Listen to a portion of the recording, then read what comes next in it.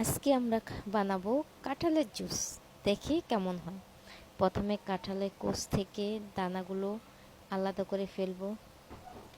এই তো সবগুলো কাঁঠালের কোষ থেকে দানাগুলো আলাদা করে ফেলে দিলাম। এবার একে একে সবগুলো কোষ ব্লেন্ডারে দিয়ে দিব। সম্পূর্ণ কোষ ব্লেন্ডারে দেওয়া শেষ। তারপরে দিয়ে দিব চিনি। চিনির কৌটোটা কোথায় রেখেছি খুঁজে পাচ্ছি না তো।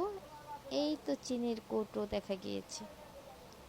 এখন দিয়ে দেব চিনি, পরিমাণ মতো চিনি, যে যেমন খাই। আমরা একটু বেশি খাই তাই চিনির পরিমাণ একটু বেশিই দিলাম। মাছিটা শুধু যন্ত্রণা করছে। এই তো পরিমাণ মতো দিয়ে দিব দুধ। দুধ দেওয়া শেষে দিয়ে দেবে একটু পরিমাণ মতো বিট লবণ, যাতে চিনির স্বাদটা ধরে রাখতে পারে। তারপর দিয়ে দেব কয়েক টুকরো বরফ।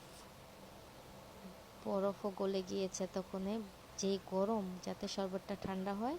দিয়ে দিলাম হাফ কাপ পরিমাণ পানি, না হলে কাঁঠালের শরবতটা বেশি ঘন হয়ে যাবে।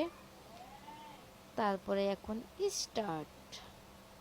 2 মিনিট ব্লেন্ডার করব। ব্লেন্ডার করার পরে দেখি কীরকম হয়।